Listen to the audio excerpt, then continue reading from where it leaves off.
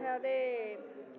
CC camera, Jagannath দেবের CC camera. আপনি যেখানেই যান জগন্নাথ দেব দেখছেন সিসি ক্যামেরা। অর্থাৎ বলছেন যে হে জগন্নাথ,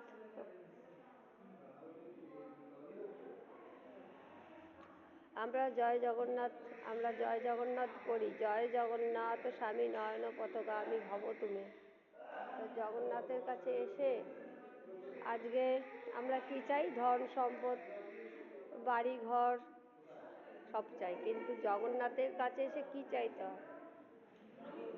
বলছেন অধনং ন জনং সুন্দরী কবিতা, জন্মনি জন্মনি অহৈতুক ভক্তি। তোমার শ্রীচরণে যেন অহৈতুক ভক্তি থাকে, অর্থাৎ ভক্তি মুক্তি দান করে। দেখুন ৮০ লক্ষ এই যে আমরা প্রসাদ, হরিপ্রসাদ, এই যে প্রসাদ আমরা প্রসাদে, হরিপ্রসাদে আজকে ভক্তি হয়, অর্থাৎ প্রসাদ অমৃত।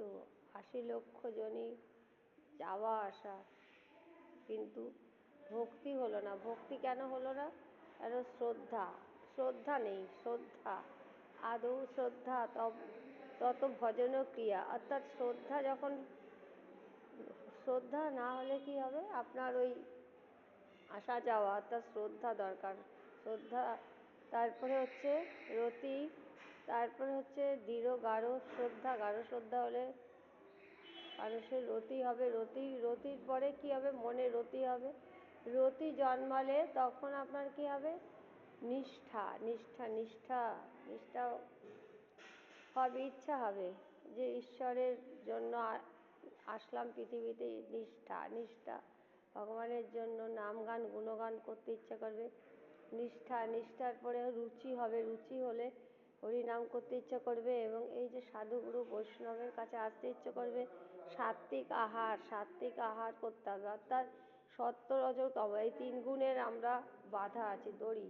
সত্যগুণ, রজগুণ, তমগুণ। গুণ মানে দড়ি। এই দড়িগুলো এই একমাত্র এই যে হর হর মহাদেব কেন বলি? হর হর মহাদেব, আমরা মহাদেবকে বলি কেন? এই গুণগুলো খুলে দিতে পারেন, অর্থাৎ গুণাতীত সেই রাধা মাধবের কাছে আসতে হবে। চলুন রাধা মাধব দর্শন করে আসি। এই যে আসুন রাধা মাধব দর্শন করবো। এই দেখুন রাধা মাধব, এই রাধা মাধব দর্শন করবো, কি সুন্দর রাধা মাধব। রাধে রাধে, রাধে রাধে, রাধে রাধে।